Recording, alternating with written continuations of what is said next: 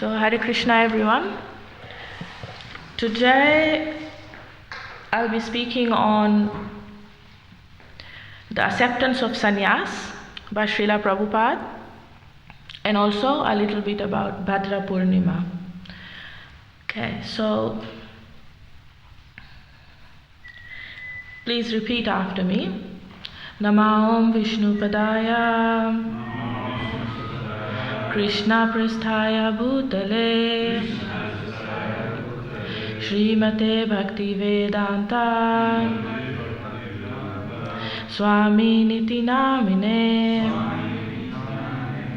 Namaste Saraswati Deve Gauravani Pracharine Nirvishesha Shunyavadi Paschatya Deshatarine. I offer my respectful obeisances unto His Divine Grace, A.C. Bhaktivedanta Swami Prabhupada. Please repeat. I offer my respectful obeisances unto His Divine Grace, A.C. Bhaktivedanta Swami Prabhupada, who is very dear to Lord Krishna, having taken shelter at His lotus feet. Our respectful obeisances are unto you, our spiritual master, servant of Bhaktisiddhanta Saraswati Goswami. You are kindly preaching the message of Lord Chaitanya Deva and delivering the Western countries, which are filled with impersonalism and voidism. Srila Prabhupada ki jai. So today is the commemoration of the occasion of Srila Prabhupada having accepted the renounced order of life, that is, having taken sannyas. This happened on this day, which is the Bhadra Purnima Tithi, which I will talk about a little bit later as well. The date was the 17th of September 1959. So, how it happened is not as in the life of any Mahabhagavat devotee. Things that happen in a devotee's life aren't mundane. So how things happened in Prabhupada's life to bring him to this point of taking sannyas was very interesting and also very instructive. So what was happening is that Prabhupada was having a recurring dream. And in this dream, as some of us might know, what was happening is Prabhupada's spiritual master, Bhaktisiddhanta Saraswati Goswami Maharaj, he was beckoning Srila Prabhupada. He was saying, come, take sannyas. And the first time Prabhupada had this dream, he woke up in horror. He woke up and he thought, how horrible. That was his first reaction. And then, because at this time Prabhupada was married, he had a family, he had a business, so he wasn't quite ready at that point in time to take that instruction and to do it. He did recognize that this, my Guru Maharaj asking me to take sannyas, even in a dream, is the same instruction as what my Guru Maharaj has given me when I first saw him. So when Prabhupada first met his spiritual master in Calcutta on a rooftop, then even before, so Prabhupada paid his obeisances, and even before he sat back down, his spiritual master then, Bhaktisiddhanta Saraswati Goswami Maharaj, already had said this. You, young boy, you should go to the Western world and preach in English. So it already said this. And so Srila Prabhupada realized that this dream that I'm having is pretty much the same instruction to go and preach in the Western world. However, at that point in time, after the first dream, he wasn't quite ready. So, what happened then is that Srila Prabhupada, he had his plans and Krishna had his plans. So it's same like us, we have our plans and often things don't go according to our plans because Krishna is carrying out his plans. So Prabhupada was a chemist. He would manufacture medications and then he would actually go around the countryside as a salesperson, marketing his medications. And what happened is that he also had a factory in Lucknow. In 1948, after 2 years of paying the rent in installments, so he was already struggling financially. Rather than being able to pay the rent up front, he had been paying in installments. And so in 1948, he finally closed his factory. And around this time, he had the dream for a second time. The same dream. His spiritual master coming, looking very tall and stately, looking like he's coming straight from Krishna's world and saying, "Come, come, take sannyas." And again at this time, Prabhupada felt it wasn't the right time. He had 5 children by this time, and his daughters weren't married, so he felt a great responsibility to fulfill all these obligations first. He worked very hard. He worked very hard, Prabhupada, when he was doing his business. He traveled a lot. He was away from home for months at a time, traveling the countryside, trying to sell his medications. But even then he was struggling. Business was not doing well. So he realized, Prabhupada realized that this is actually Krishna's hand. This is Krishna. And even though I am doing so much, it's not working out financially. So if any one of us reads the Prabhupada Lilamrita, you will have seen, you would have understood from it that Prabhupada's mood was always, let me do my business, let me make plenty money, then let me print books. I'll print books and then I'll preach. That was what Prabhupada wanted to do. He always saw that he would make money and then he would support the preaching. He would print books and he would also support the preaching at the temple. In fact, he would support the local mat by, he also donated a deity of Lord Chaitanya at the same temple that he ended up taking sannyas at. So this was what Prabhupada always had in mind. First let me make money, then I will preach. Then I will have the resources to preach. This is what he always thought. However, Krishna had a different plan. So, in the Prabhupada realized this verse. He realized this verse from the Bhagavatam, which he had heard his spiritual master say. So this verse from the Bhagavatam is, when I feel especially merciful towards someone, I gradually take away all his material possessions. His friends and relatives then reject this poverty-stricken and most wretched fellow. So this is Krishna speaking. And Krishna is saying this in the Bhagavatam. And this is a very heavy verse. I mean, for some of us, if we hear it, we might think, oh, I'm never becoming a devotee. Krishna's going to take away all my possessions and then I won't have any friends and family around me. But actually, it doesn't work that way. Krishna does what is best for us. And Krishna does according to time, place and circumstance. And for Prabhupada's situation, it was that Krishna took everything from him, and this form of Krishna is called Hara. So he will remove what is unfavorable and he will do his plan. And Krishna's plan is, for Prabhupada as a Mahabhagavat, his plan was amazing. His plan was to save the whole world through Prabhupada. So this is what Krishna did to Prabhupada, and he knew that this is what was happening. He had heard this verse from his spiritual master, he had thought of it often, and he could see that this was Krishna freeing him from all his obligations. So then in 1950, Prabhupada finally surrendered, and he said, you do whatever you like, it's all right. He just did whatever business he could, whatever money came, he didn't do too hard, he didn't work too hard. And then again at this time, he had the dream.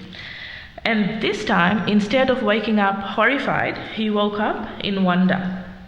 He woke up in wonder and he thought, this is exactly the same instruction that I've been getting. I got this the first time I met my spiritual master, and then also Bhaktisiddhanta has written this in a letter to me.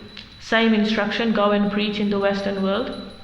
And now this is the same thing. So we might think that, hang on a minute, the dream is, Bhaktisiddhanta is saying, take sannyas. How is this the same instruction as preaching in the Western world in English? So it seems to be different. However, the essence of it is that by taking sannyas, the preaching increased. The preaching can be facilitated. The preaching can happen. So this is what it was. That first take sannyas, then go and preach in the Western world. So Prabhupada understood this. So in Kali Yuga, there are prohibitions. There are certain prohibitions, like don't take sannyas, don't do the cow sacrifice, don't get married to your brother's wife, and like things like this. There are, certain prohibitions in Kali Yuga that should not be done. So taking sannyas is one of them. However, it is allowed only for one purpose, and this purpose is for preaching. So if the instruction is, the injunction is, if one can follow the rules and regulations of the sannyasa ashram and one can preach, increase the preaching, then one can take sannyas. So this is why we have sannyasis in our movement today. So then, Prabhupada was feeling really incapable and humble though. He felt that my godbrothers have gone and preached in the Western world and they have failed. So how can I succeed? This is the same mood Prabhupada showed in his poem, the poem that he wrote, the Viraha Ashtaka poem. He showed this same mood of helplessness, that I can't really do this. So the instruction that came to my mind over here is that when the spiritual master gives an instruction, the mercy to fulfill that instruction, the strength to fulfill that instruction is inbuilt in that instruction.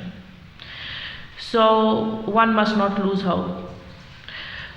At the same time, one must feel very dependent on the mercy of devotees and Krishna, and this is what Prabhupada is demonstrating. It is one of the principles of Sharanagati, one of the principles of surrender, one of the 6 principles, that one must always feel dependent on the mercy of Krishna and the devotees.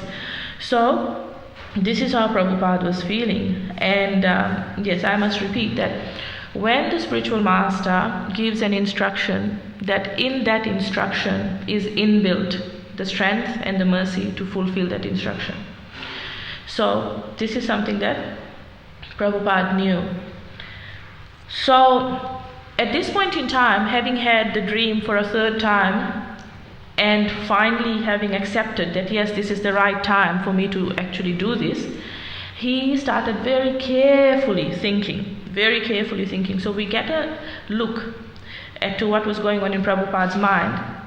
And he was thinking, well, in Kali Yuga, sannyas is prohibited. However, for preaching, I need to take sannyas. He thought about Lord Chaitanya having taken sannyas to increase the preaching, and he thought about his own spiritual master who had taken sannyas to preach. So at that point in time, the sannyas dress, the renunciate dress, was very, like taking sannyas was automatically like people would respect the sannyasa ashram, the status of sannyas automatically, and then because of respect automatically being there, people would listen. So this is how the preaching would increase, rather than just being like an ordinary rank and file devotee. Being a sannyasi meant that you would command respect and people would listen. So Prabhupada considered this, and then he decided yes. So he approached his god brother Tirtha Maharaj, who was based in Calcutta. This was considered, the Chaitanya Math in Calcutta was considered to be the head of Bhaktisiddhanta Saraswati Goswami Maharaj's operations. So in 1959 April, Bhakti Tirtha Maharaj was contacted by Prabhupada. Prabhupada requested, he had 3 requests. he said, I want to take sannyas. Please facilitate this. Because remember, only a sannyasi can give sannyas mantra to another devotee to make him a sannyasi. So he said, please make me a sannyasi, please print my books and let me go overseas. So the main reason Prabhupada didn't just go ahead and do this on his own at that point in time was because he didn't have the funds. And so Bhakti Tirtha said, now he was the leader of the Chaitanya Math in Calcutta, and what his reasoning was that first you should come and join us over here. Join us, live with us over here. And he even said, the rooms over here are very airy and well lit, and you will be looked after very nicely. He even said like this, come and live over here first, identify with us as the Mat first, and then we'll think about, but first of all we have to, okay, so Prabhupada had 3 requests, right? Send me overseas, print my book, give me sannyas. That was Prabhupada's mood. That's what he wanted. Bhakti Tirtha Maharaj said to him, yes, you can take sannyas, I will give you sannyas, but eventually. First you come and join, live with us over here first. Second of all, regarding printing books, there are the books of the previous acharyas, like the 6 Goswamis, that we need to print first. So we'll see if we can print your books eventually. And if there's money that comes out of these books, then we can send you overseas as well for preaching. So he was facilitating, but in a very slow way. So Prabhupada, however, had by this point in time had this very urgent and burning need to do this quickly. So he didn't feel that it was going to work out. He didn't feel encouraged. So then he thought that what's the point if I just go there and live there in this airy and well-lit room, and then who knows when I'll be taking sannyas, when Bhakti Tirtha Maharaj will give me sannyas. So he wasn't feeling very encouraged. So he wrote to him again and asked, could you please reconsider? On the 7th of May 1959, Bhakti Tirtha Maharaj wrote back, and he expressed his thoughts, and he said, my thoughts are that you shouldn't be hasty, that you should stay with us for the time being, and that you should engage in seva of our society here, and that eventually again we can give you sannyas. So Prabhupada again thought, no, this is not going to work out. So then what he did, he approached his godbrother, another godbrother who lived in Mathura, whose name was Keswa Maharaja. So when he approached Keswa Maharaj immediately said to him, take it immediately, do it immediately. But at this point in time, Prabhupada was feeling a little bit reluctant. He was feeling, I don't know about this, one godbrother has said like this. But Keswa Maharaj insisted. And then finally Prabhupada understood that this is basically my spiritual master. After the fact Prabhupada understood, this is my spiritual master who was pushing me, who was insisting through Keswa Maharaj that I just take initiation. So Prabhupada says that so unwillingly I accepted at this point in time. So what happened then is that I will describe, one important thing to say actually before that is that at this temple here is where there is the deities of Radha Krishna and Lord Chaitanya. And this is the Lord Chaitanya deity that Srila Prabhupada had donated to the temple over there. So at this temple, at the Keshwaji Gaudiya Math, which is located in Mathura, in one of the bazaars, the deities are Sri Sri Radha Vinod Bihari. And Prabhupada was well known at this temple. So this is the difference. He was well known at this temple.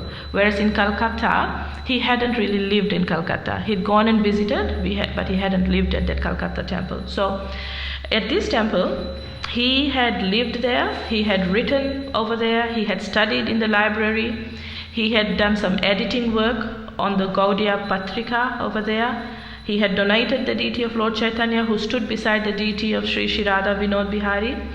And so he was known over there. So this visit of September 1959 was not going to be an ordinary visit for him. He entered in white and he left in saffron. So he became a sannyasi at that visit. He had already been living as a renunciate for 9 years.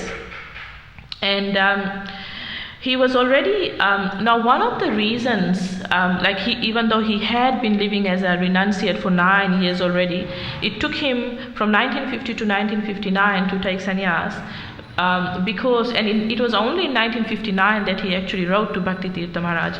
And this was for many reasons. Firstly, one of the reasons was that, Prabhupada had experience of many cheating sannyasis.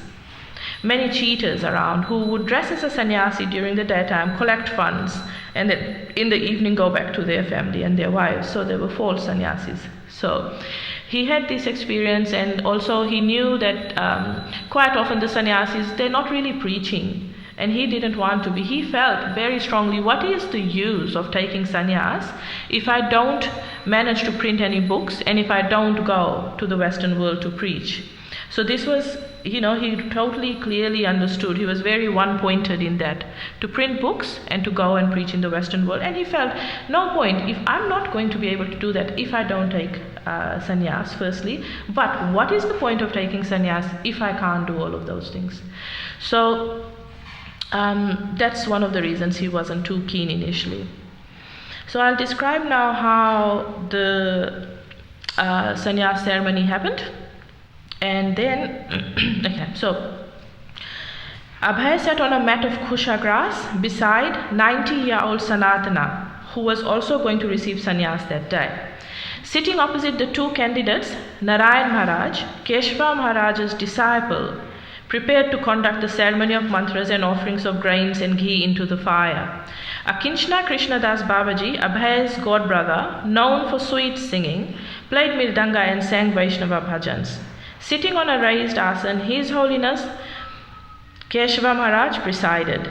Since there had been no notices or invitations, only the mutt's few residents attended. So only the devotees living in the temple attended. Narayan Maharaj chanted the required mantras and sat back silently while Keswa Maharaj gave a lecture. Then, to everyone's surprise, Keswa Maharaj asked Abhay to speak. Abhay had not expected this. As he looked around the gathering of devotees, he understood that the common language was Hindi. Only Keswa Maharaj and a few others spoke English. Yet, he knew he must speak in English. So this is really telling. This is really telling that he was in this small temple in India, taking initiation. Most of the people there only spoke Hindi. However, keeping in mind, this is how focused Prabhupada was on his goal. Keeping in mind that I have to go to the Western world and preach in English, and this is the instruction of my spiritual master, he actually gave his speech in English. So, after Abhay's speech, each initiate received his sannyas danda. The traditional head-high staff made of 4 bamboo rods bound together and completely enwrapped in saffron cloth. They were given their sannyas garments, 1 piece of saffron cloth for a dhoti and 1 for a top piece, and 2 strips of cloth for underwear, kaupins. They also received tulsi neck beads and the sannyas mantra. Keswa Maharaj said that Abhay would now be known as Bhaktivedanta Swami Maharaj and Sanatan would be Muni Maharaj. After the ceremony, the 2 sannyasis posed for a photo, standing on either side of their sannyas guru, who sat in a chair. So in this picture, I actually wanted to be prepared enough to put it up on a slideshow, but I am not. Ran out of time. So in this photo, please Google it today if you are able to and have a look of Prabhupada taking sannyas. You will see that Prabhupada is standing with his rod like that, with his chest stuck out, his shoulders back, his head high like that, like glaring, pretty much glaring. So he is ready for battle. And his battle is, I'm going to go preach in this Western world. So he is ready, he's raring to go. I mean, see the photo really, I'm not over exaggerating. It's pretty amazing. So all these things, speaking in English, and then also his photo, how he appears, and always having that fixed determination, this one-pointed determination. All of these are very, very, very instructive as to how we can achieve success in our spiritual lives and how we can follow in the footsteps of Srila Prabhupada. So, this is how Prabhupada actually accepted sannyas. The day before leaving for India, leaving for America, he had traveled to Mayapur, and he had gone to one of the temples there. Was it Advaita's temple, Lord Advaita's temple? Shantipur temple, yes. And he had really, prayed very hard. He was sitting right at the back of the temple crying. And the pujari had come out and said, why are you crying? And he had said, please bless me, I have to go and fulfill my spiritual master's order. And I'm not feeling that I'm going to be able to do this, so please bless me. So he had been begging for mercy and so much humility. So this again exemplifies that point of how dependent one must be and how surrendered one must be, dependent on the mercy of devotees and Krishna. So this is Srila Prabhupada's taking sannyas pastime, and this happened on this day of Bhadra Purnima, this tithi, which back in 1959 fell on the 17th of September, and today is what, the 10th of September? So Bhadra Purnima, I'll talk a little bit about that. And the first thing I'll say about it is that it is considered to be the day that the Bhagavatam advented. This is the day that the Srimad Bhagavatam appeared. And when Prabhupada was asked, are you going to America? He replied, no, Srimad Bhagavatam is going to America. I'm going with it. So this is what Prabhupada replied. And if you remember, when Prabhupada was on the Jaladuta, he had with him the first 2 cantos of the Bhagavatam that he had translated by then. And he was taking it to America with him. But he said, no, I'm not going to America. Bhagavatam is going to America. I'm going with it. So on this day of Bhadra Purnima, I want to just spend a few minutes talking about the Bhagavatam and the importance of the Bhagavatam. So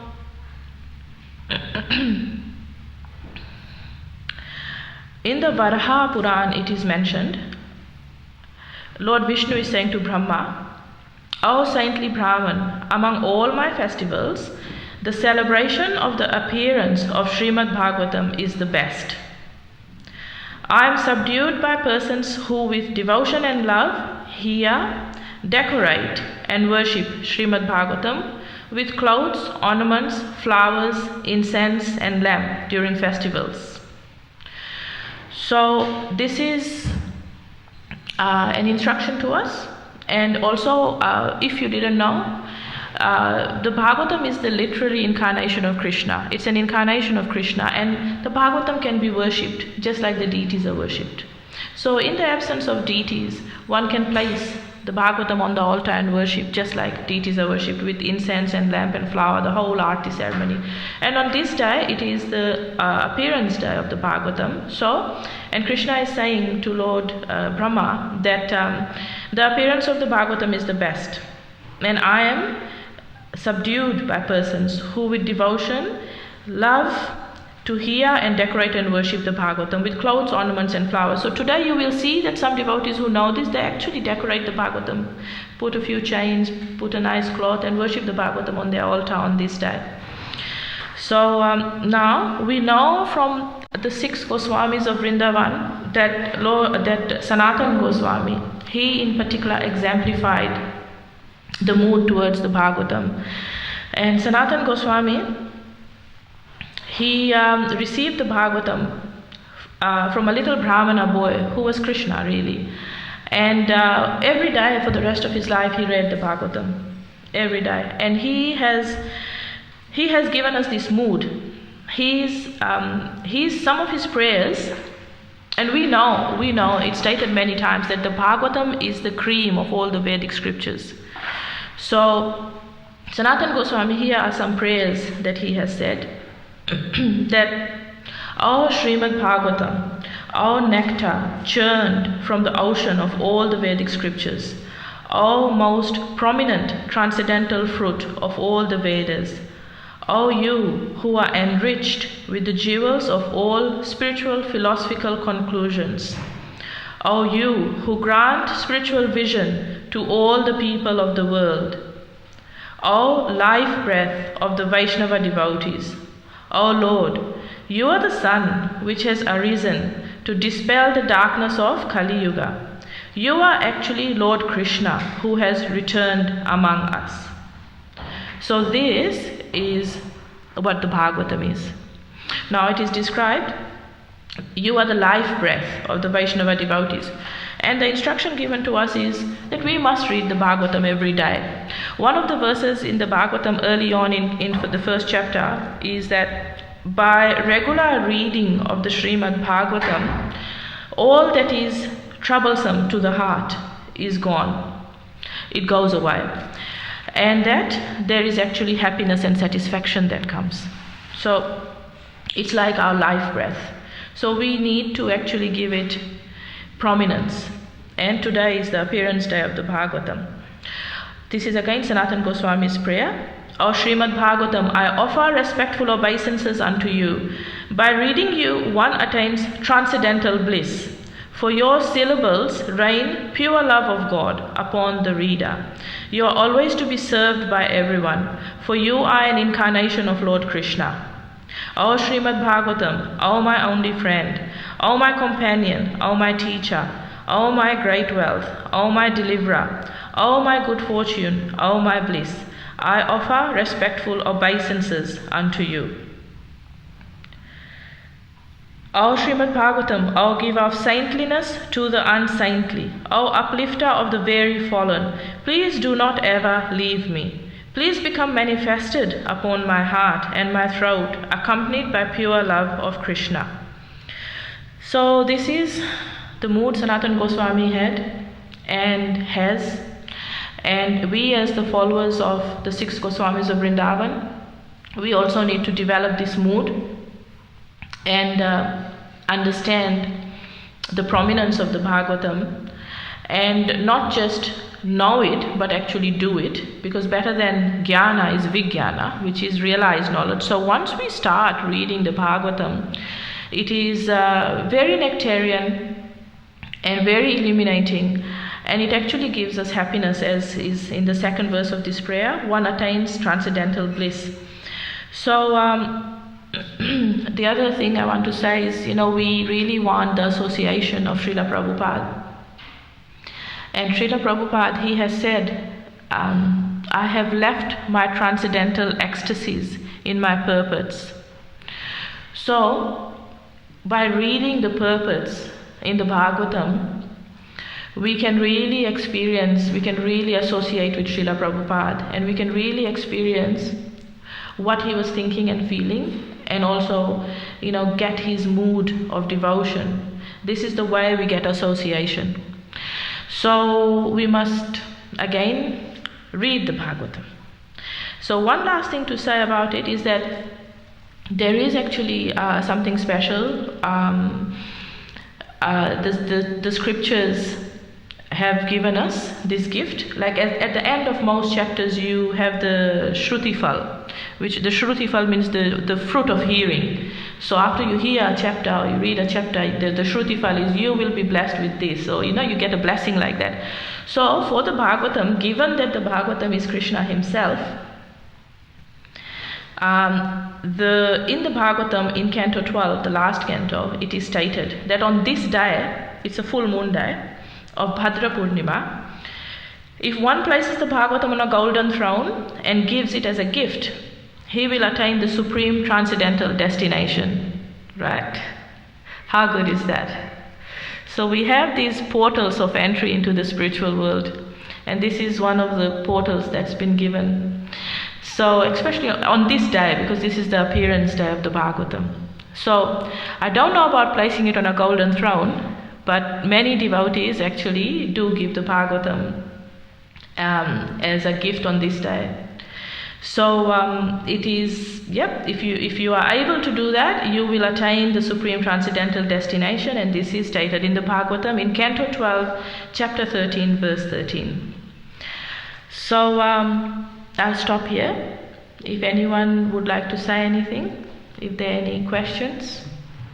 And if anyone would like a set of Bhagavatam, please raise your hand. Everybody's rich here, they've got the Bhagavatam already. Yeah, so, yes, is there any comment or any further discussion? I have a question. So, in relation to today, the appearance of the Bhagavatam, which year? Oh, I don't know which year. A long, long time ago. Can you repeat the question? Which year did the Srimad Bhagavatam appear?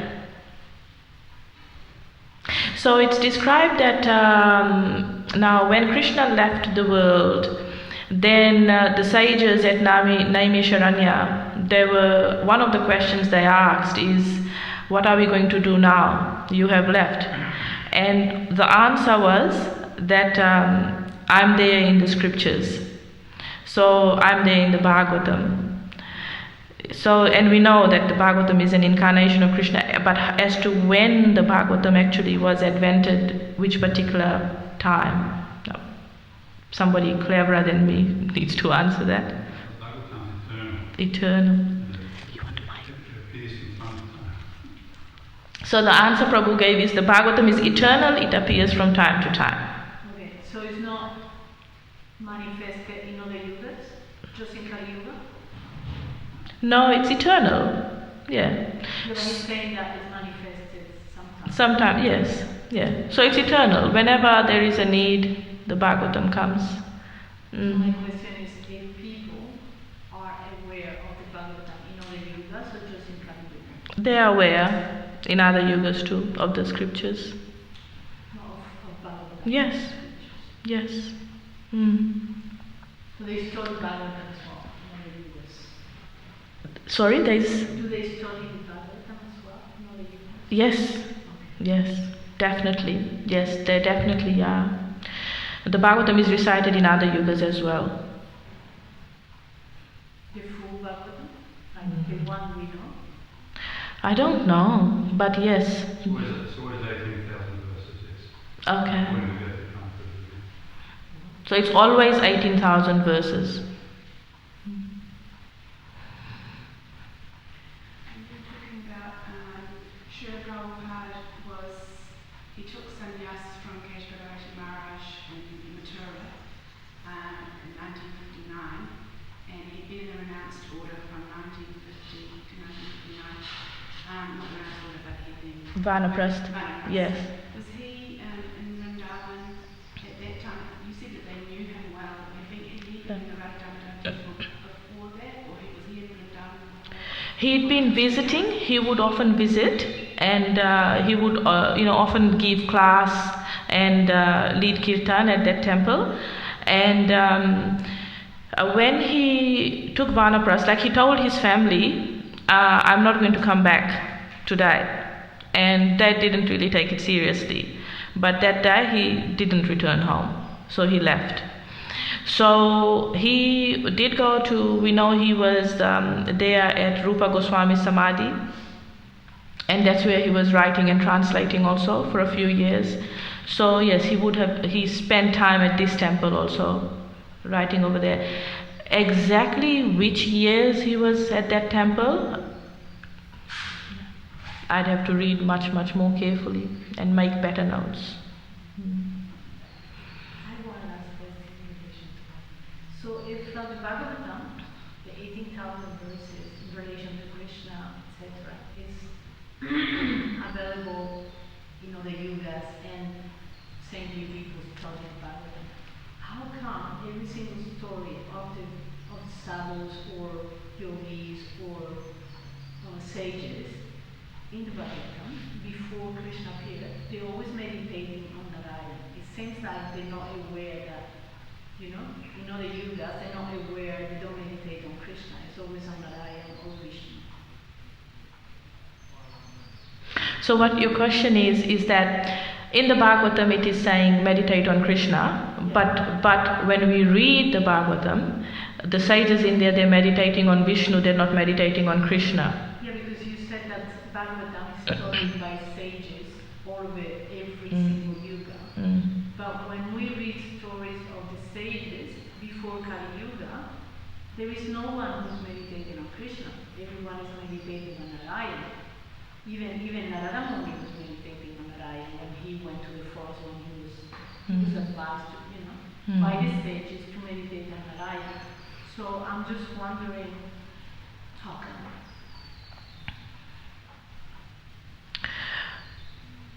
My answer to that would be that in different yugas there were different processes. And also that Krishna is not easily attained, and that it wasn't until Lord Chaitanya came that the whole process was revealed very clearly. Chant, feast, dance, and go back to Godhead.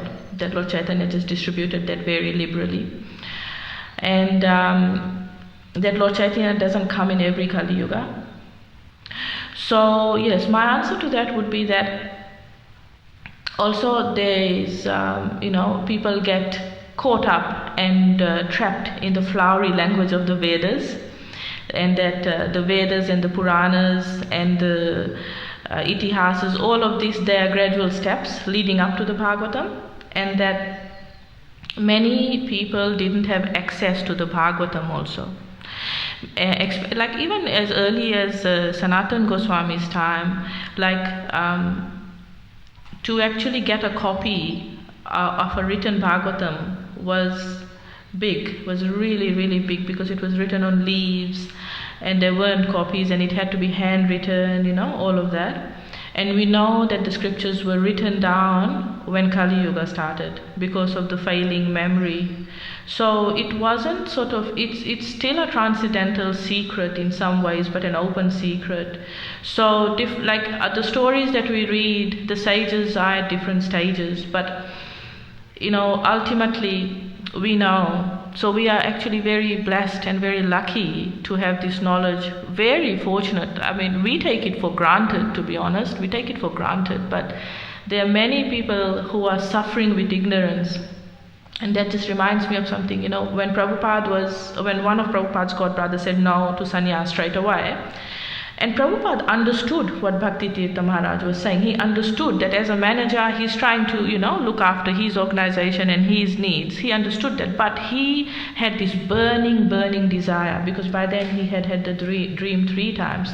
So Prabhupada's mood was, how come my god brothers aren't able to see this urgent need for Krishna consciousness in the West? How come they're not able to see that ignorance that is prevalent there, that I really need to go and try to help these suffering people? So this is what he really wanted to do. That's why he then took sannyas quickly from another god brother. But yes, so the thing is that this ignorance is very widespread, and we take it for granted because we are sitting here in this temple that Prabhupada has basically made for us. And but this ignorance is quite prevalent, and even amongst spiritual people, like in the Bhagavad Gita, it very, very clearly says that out of thousands of men, only one will become my devotee. So even amongst devotees, to actually have the knowledge of the Bhagavatam and to realize it is quite rare. Prabhu, would you like to say anything, to that? Would you like to add anything? I just add, just in terms of the age of the Bhagavatam, it's like saying what is the age of Krishna? So Krishna appears at particular times. So similar with Bhagavatam appeared through Vyasadeva at that particular time. It doesn't mean it didn't exist before. It's always existed. So there's not like it happened one day and it didn't exist before that.